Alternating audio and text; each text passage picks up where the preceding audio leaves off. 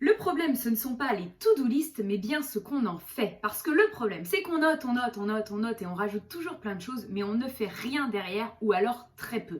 On se retrouve finalement avec une liste de choses à faire qui se retrouve être un mix de choses importantes, de choses moins importantes, voire même carrément pas urgentes du tout. Et finalement, ce qui devait être un peu rassurant devient notre pire cauchemar. Le secret, c'est de tout noter dans un seul et même endroit et de te fixer un moment fixe et régulier pour pouvoir reprendre toutes les informations que tu as mises dedans et les traiter et décider quoi en faire.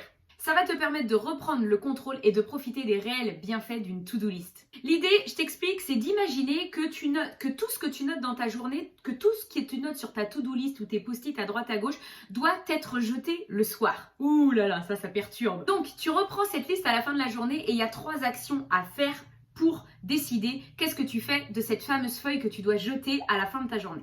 Donc tu reportes au lendemain car ça n'a pas été fait aujourd'hui. Pour X ou Y raison, tu n'as pas pu faire ce que tu voulais faire aujourd'hui, mais il faut que tu le fasses quand même le plus rapidement possible. Donc tu le reportes dans ta to-do de demain. Deuxième chose, de l'information que tu as sur cette fameuse to-do list, ça va être peut-être à planifier. Il y a beaucoup de choses que tu peux planifier. Par exemple, si c'est tu as eu des rendez-vous avec tes clients aujourd'hui, tu as replanifié des rendez-vous ou tu dois redéterminer des rendez-vous, bon bah là tu planifies. Si tu as autrement quelque chose à faire à un moment précis, par exemple, tu dois penser à poster tel contenu à telle date, note-le directement dans ton agenda. Comme ça, tu décharges ton esprit et cette fameuse to-do dans quelque chose qui te le rappellera. Ou alors qu'il y a quelque chose que tu dois réfléchir ou une stratégie à penser mais que c'est pas le moment pour le faire mais tu as eu l'idée de le faire, et bien dans ce cas, note-toi dans ton agenda si tu sais à quel moment précis tu peux le faire. Par exemple, il va falloir que tu modifies ta stratégie de contenu sur les réseaux mais tu sais que tu pourras y penser ce week-end, et bien note-le toi dans le week-end. Et comme ça, tu peux déchirer ce petit papier, l'information elle est mise au bon endroit et elle sera traitée au bon moment. La troisième chose que tu peux faire quand tu as donc sur cette fameuse feuille que tu vas jeter, ça peut être une information à classer. Alors là, il y a beaucoup de choses que tu peux classer. Par exemple, des informations sur des clients. Alors j'imagine que si tu as plusieurs clients, tu as des dossiers différents pour chaque client. Eh bien l'information, tu la prends et tu la ranges dans le dossier correspondant. Tu peux aussi avoir par exemple des idées, tu as eu dans ta journée, tu as noté, il faudrait que j'achète tel bouquin ou que je regarde telle vidéo ou que j'achète telle chose.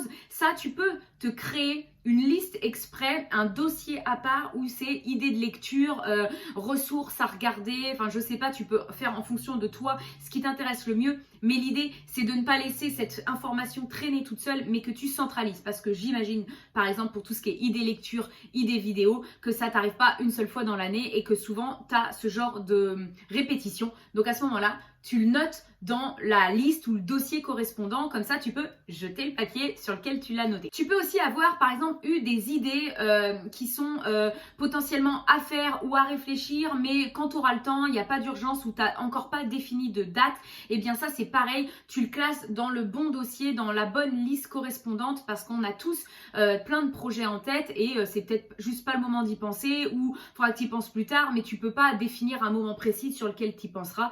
Et bien là, tu peux créer, moi j'adore ce nom de liste, c'est à faire dès que possible. J'avais vu ça dans le livre S'organiser pour réussir, d'ailleurs il est excellent si tu ne l'as pas lu. Et cette liste là, elle est top, évidemment c'est des choses qu'il faut abonder au fur et à mesure, mais comme ça, tu as une liste à faire dès que possible de choses qui sont pas forcément urgentes, mais je pense à des trucs des fois hyper quotidiens.